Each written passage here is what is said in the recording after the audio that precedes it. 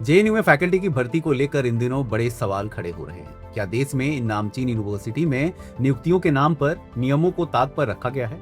इस वीडियो में इसी पर बात करेंगे। मेरा नाम पीयूष है, आप एजुकेशन पोस्ट देख रहे हैं। देखिए साहब, द रिपोर्टर्स कलेक्टिव की एक स्वतंत्र जांच में जेएनयू की फैकल्टी रिक्रूटमेंट प्रक्रिया को लेकर कई गंभीर अनियमितताओं का दावा किया गया है।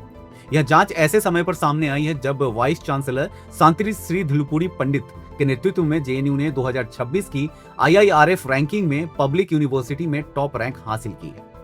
लेकिन इस रिपोर्ट के सामने आने के बाद यूनिवर्सिटी की पारदर्शिता पर सवाल खड़े हो गए हैं। जांच के दौरान जब आवेदनों, स्क्रीनिंग रिकॉर्ड्स और मिनट्स ऑफ मीटिंग को खंगाला गया तो एक चौंकाने वाला पैटर्न सामने आया।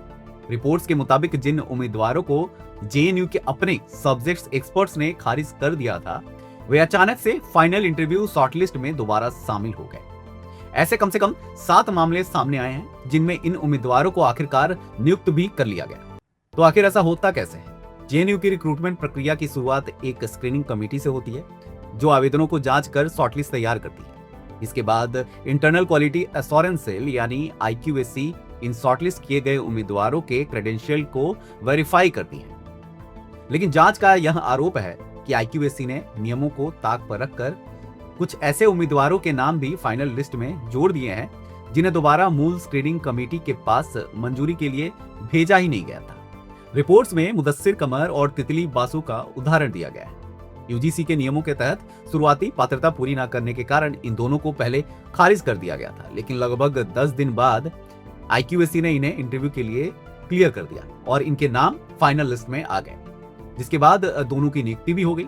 ऐसा ही कुछ लक्ष्मी प्रिया के मामले में भी देखने को मिला, जहां एसोसिएट प्रोफेसर के लिए जरूरी 8 साल के अनुभव से कम होने के बावजूद उन्हें अंतिम सूची में शामिल कर नियुक्त कर लिया गया, जबकि जेएनयू की एग्जीक्यूटिव काउंसिल के निर्वाचित सदस्यों ने इस पर अपनी असहमति भी दर्ज कराई थी। आंकड़े और भी ज्यादा चौंकाने वाले हैं। एक प्रोफेसर पद की भर्ती में स्क्रीनिंग कमेटी ने सिर्फ 3 उम्मीदवारों को शॉर्टलिस्ट किया था, लेकिन फाइनल इंटरव्यू लिस्ट में 20 नाम पहुंच गए। इनमें से एक जोड़े गए उम्मीदवार सुकल्प चक्रवर्ती को अतः नियुक्त कर लिया गया। यह पूरा मामला सिर्फ भर्तियों तक सीमित नहीं, बल्कि अंदरूनी प्रमोशन का मुद्दा भी गरमाया हुआ है।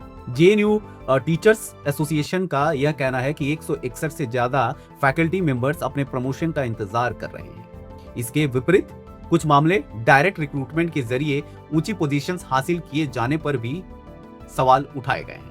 द रिपोर्टर्स कलेक्टिव के मुताबिक वीसी शांति श्री धुलपुरी पंडित के कार्यकाल में 220 से ज्यादा नियुक्तियां हुई हैं, लेकिन यूनिवर्सिटी द्वारा जब उम्मीदवारों के नाम की जगह केवल एप्लीकेशन नंबर प्रकाशित किए जाने के कारण स्वतंत्र रूप से केवल 7 मामले को ही पूरी तरह वेरीफाई किया जा सका। इससे यह देख पाना मुश्किल हो गया है कि आखिर किसे खारिज किया गया है और किसे दोबारा जोड़ा गया। फरवरी 2022 में कार्यभार संभालने वाली वीसी शांति श्री धुलपुरी पंडित के प्रशासन पर उठ रहे ये सवाल सिर्फ कुछ व्यक्तिगत नियुक्तियों के लिए नहीं है, बल्कि देश की यह प्रतिष्ठित यूनिवर्सिटी की साख और संस्थागत विश्वसनीयता पर एक बड़ा प्रश्न चिन्ह लग रहा है। ये थी हमारी एक खास रिपोर्ट। कैमरे के पीछे गौरव है, मेरा नाम पीयूष है और देखते रहिए एजुकेशन पोस्ट। शुक्रिया।